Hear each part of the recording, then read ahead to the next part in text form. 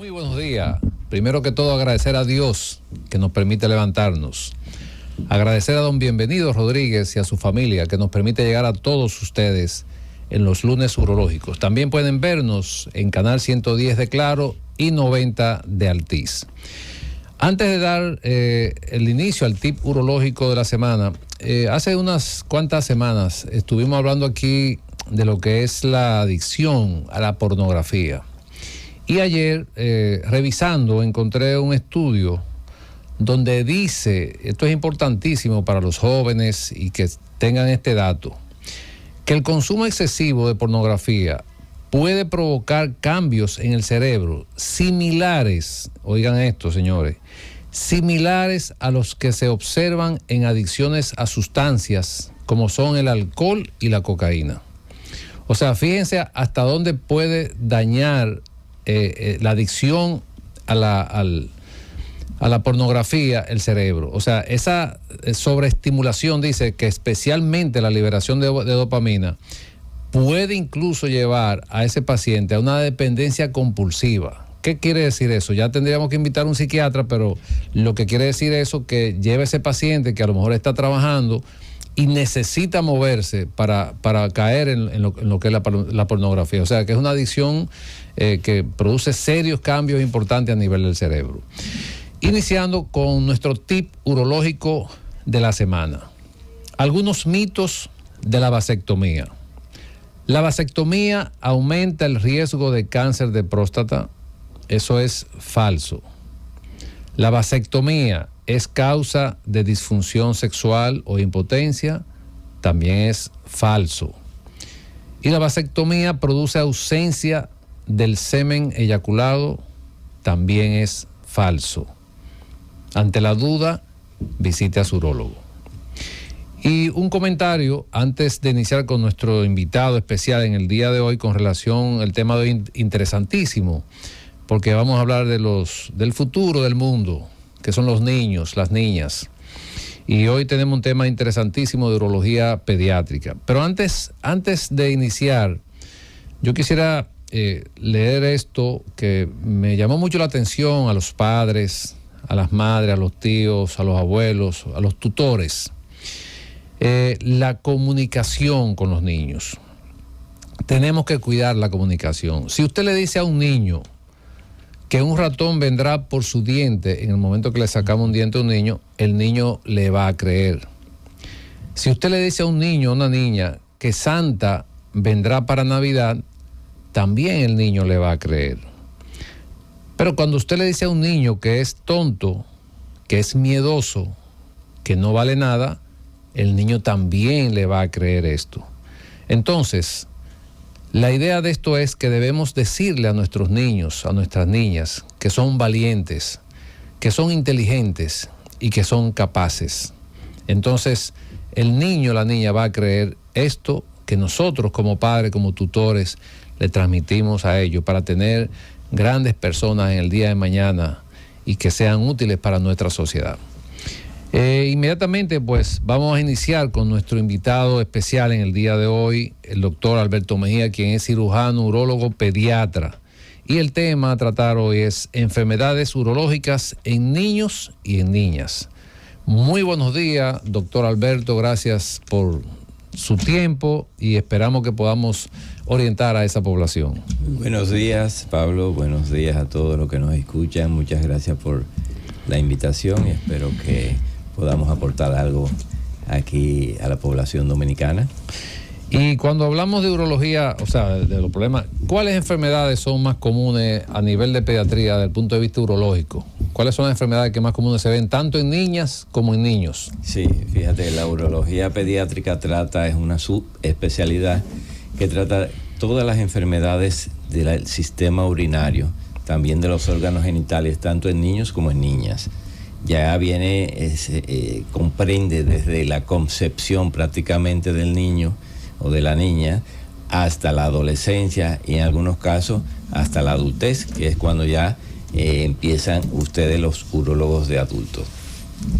Okay. Esas enfermedades las principales y son las malformaciones, porque casi el 90% de lo que nosotros tratamos son malformaciones congénitas. Esas son, por ejemplo, la hipospadia, los testículos no descendidos, cuando nace el niño y no tiene los testículos en la bolsa, las malformaciones internas de las vías urinarias, como son el reflujo vesicoureteral, que se devuelve la orina desde la vejiga hacia los riñones, las dilataciones por obstrucción de las vías urinarias, como las malformaciones a nivel de los riñones, como la estenosis o la estrechez de la unión de la pelvis del riñón hacia el uréter, entre otras. Cuando tú hablas de congénito, eso quiere decir que el niño nace con eso. Eso es congénito. O sea, el término congénito. Lo de la enuresis. No, me refiero a las enfermedades en principio. Enfermedades y malformaciones, sí, son más las malformaciones. Y esas malformaciones causan enfermedades como la infección de la orina. Okay. Los niños no deben de tener infección de orina. Si un niño tiene una niña infección de orina, hay que investigar, hay que hacerle mínimo una sonografía de las vías urinarias a ver si hay algo que se lo está causando. Y esta enfermedad, Mejía, de cuando que si no es, hay una confusión si es un niño o si es una niña. Sí, esos son los desórdenes del desarrollo sexual. Eso es un campo inmenso en el cual hay mucha controversia, y más ahora con la moda que hay, que quieren, ya sabes, hablando sobre el sexo, sobre todo, sobre el asunto del género.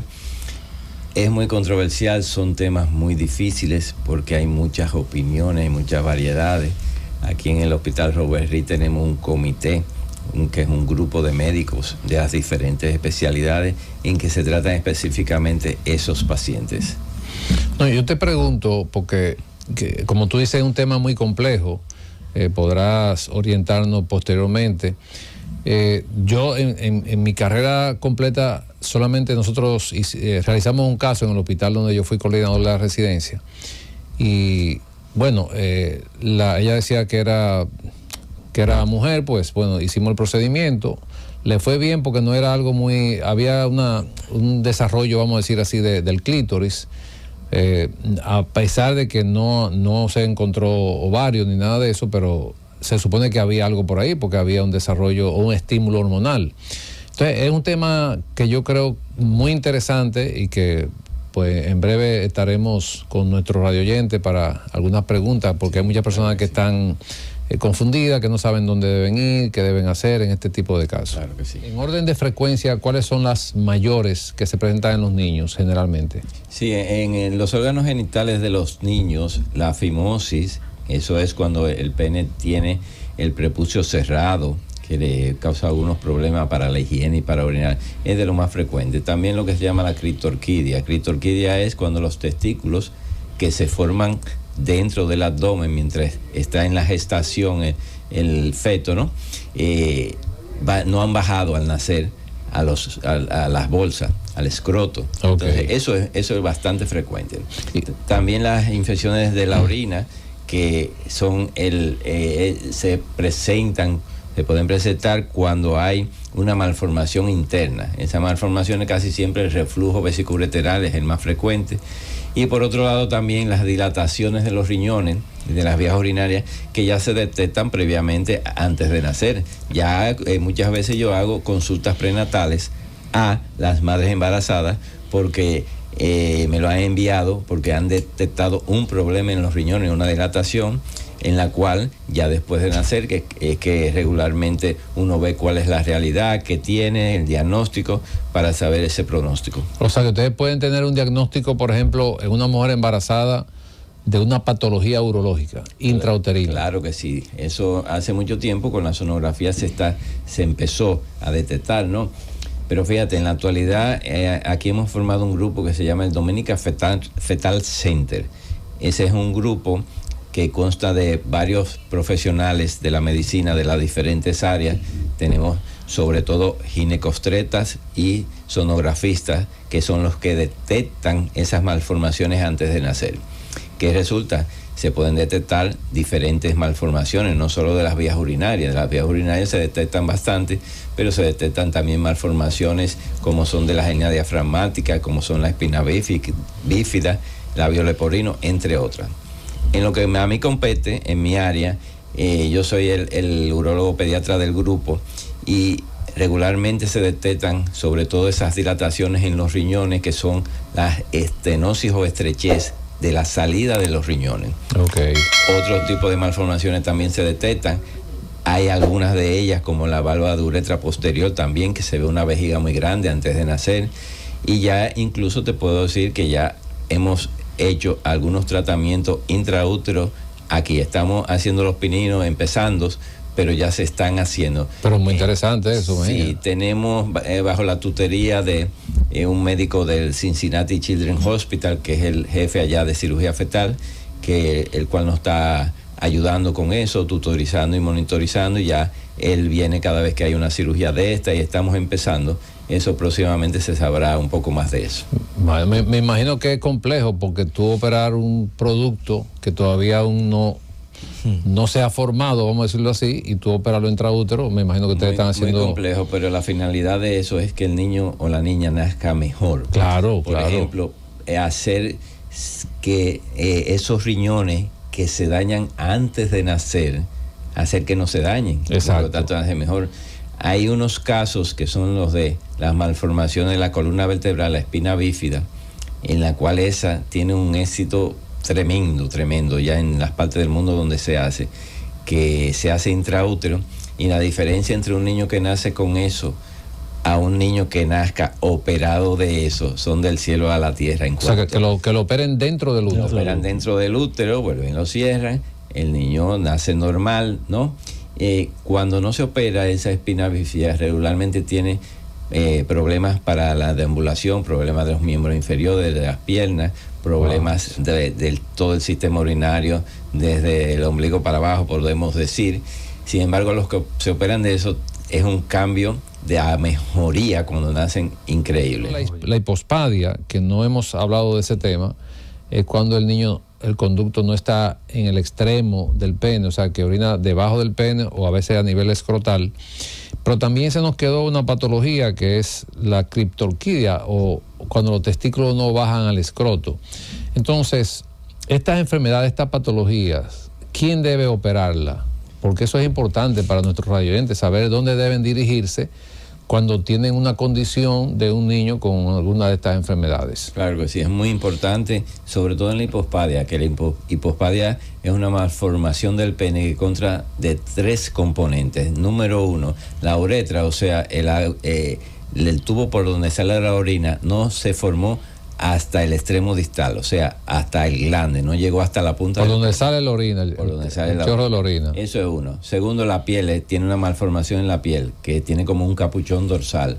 Y tercero, que está casi siempre incurvado. El pene cuando está en erección está incurvado. Entonces, eso hay que corregir esas 3 cosas, y eso ha ido evolucionando mucho. Es muy difícil esa cirugía, hay más de 100 técnicas y cada vez se especializa más. Incluso te puedo decir que dentro de la subespecialidad de nosotros ya hay lo que se llaman hipospadiólogos, que solamente se dedican a eso. A hacer hipospadia. Por eso es importante que eso lo haga quien más lo hace y quien está entrenado para eso y para corregir sobre todo las complicaciones, porque hay muchos médicos cirujanos por ahí que las hacen sin estar capacitados.